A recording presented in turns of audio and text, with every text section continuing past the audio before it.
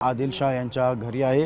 पहलगामपासून जवळपास 1 तासच्या अंतरावरती आदिलशाह यांचं मूळ गाव आहे। त्या मूळ गावी आदिलशाह यांच्या कुटुंबियांना उपमुख्यमंत्री एकनाथ शिंदे यांच्या सहकार्याने हे नवीन घर जे आहे बांधून देण्यात आलेलं आहे आणि या नवीन घराचं नाव देखील आदिलशाह यांच्या कुटुंबियांनी आनंदनाथ सदन असं ठेवण्यात आलेलं आहे।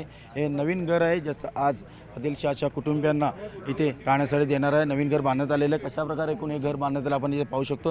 हे फुलांनी सजवण्यात आलेलं आहे कारण आज आदिलशाह यांचे कुटुंबीय आज इथे उपस्थित आहेत आणि एकूण आपण पाहतो आहोत की हे घर कसं आहे। आपण घरामध्ये प्रवेश केल्यानंतर आपण समोर आपण पाहतोय की उपमुख्यमंत्री आणि शिवसेनेचे मुख्य नेते एकनाथ शिंदे यांचा फोटो जो आहे मोठा इथे लावण्यात आलेला आहे आणि त्यांच्या सहकार्याने इथे जे घर बांधण्यात आलेले ते घर कसं आहे ते देखील आपण इथे दाखवू शकतो। अतिशय चांगल्या प्रकारे उत्तम दर्जाचं घर जे आहे इथे बांधण्यात आलेलं आहे शिवसेनेच्या वतीने आणि आपण पाहू शकतो याच घरामध्ये आता आदिलशाह यांचे कुटुंबीय जे आहे ते राहायला येणार आहे।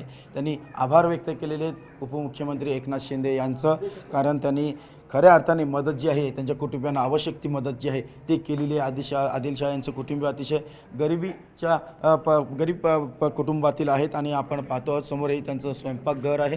स्वयंपाकघर देखील अतिशय उत्तम प्रकारे इथे बांधून देण्यात आलेलं आहे। स्वयंपाकघरामध्ये लागणाऱ्या वस्तू देखील त्यांना इथे पुरवण्यात आलेले संपूर्ण पाहतोय की थंड प्रदेश आहे त्यामुळे गिझर इथे मोठ्या प्रमाणात आवश्यक असतात। गिझरपासून स्वयंपाकघरातले सर्व गॅस सिलेंडरपासूनच्या सर्व आवश्यक घरामध्ये लागणाऱ्या वस्तू ज्या आहेत त्या त्यांना देण्यात आलेल्या आहेत। बाथरूम देखील इथे अतिशय उत्तम प्रकारे बांधण्यात आलेले आहेत।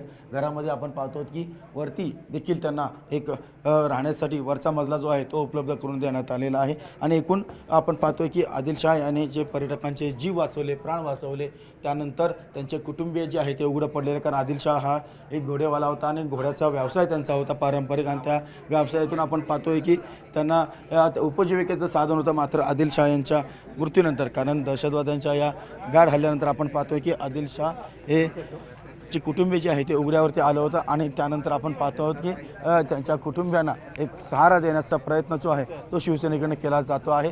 गेल्या वर्षी आपण पाहतो की इथे ज्या प्रकारे सर्व सांत्वन करण्यासाठी लोक आले होते मात्र त्यांना इथे जे आहे खरी आवश्यकता होती ती सहाऱ्याची होती। त्यांना इथे मोठ्या प्रमाणात इथे आवश्यकता होती ती त्यांना इथे दिलासा देण्याची एक आर्थिक स्थैर्य देण्याची ते आर्थिक स्थैर्य जे आहे ते त्यांना इथे देण्यात आलेलं आहे आणि आपण इथे पाहतोय की शिवसेनेच्या वतीने इथे त्यांना देण्यात आले। आपल्यासोबत बाजीराव चव्हाण आहेत ज्यांच्या मदतीने हे सगळं उभं राहिलेलं। बाजीराव काय सांगाल कशा प्रकारे इथे घर बांधण्यात आलेलं आहे?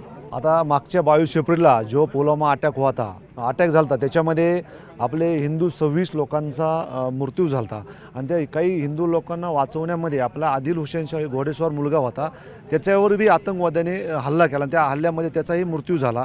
आज ज्यावेळेस मी साहेबांनी मला सांगितलं की बाजीराव तू त्यांच्या गावी जाऊन ये तिथली परिस्थिती काय तर तेव्हा असं कळलं की त्याला घर पण नव्हतं राहायला पण आज ते आम्ही त्यांना घराचा शब्द दिला त्यांना आर्थिक मदत केली। मागच्या वेळेस तुम्ही पण होतात आणि तो एवढा आम्ही घेत की आम्ही त्यांना सुई धाग्यापासून पूर्ण गोष्टी दिल्यात।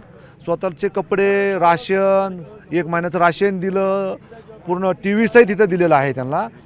आणि आज ज्यावेळेस आम्ही या कुटुंबांना परत मी परवाच्या दिवशी भेटलो आणि साहेबांनी मला येताना सांगितलं मी 18 एप्रिलला आपला युवासेनेचा महोत्सव होता ते युवासेने महोत्सव साहेबांना म्हणलं मी साहेब मी तिकडे चाललो आहे तर स्वतः शिंदे साहेब बोलले की अरे भाऊ तू जाताना काय कर तू त्यांना आंबे घेऊन जा।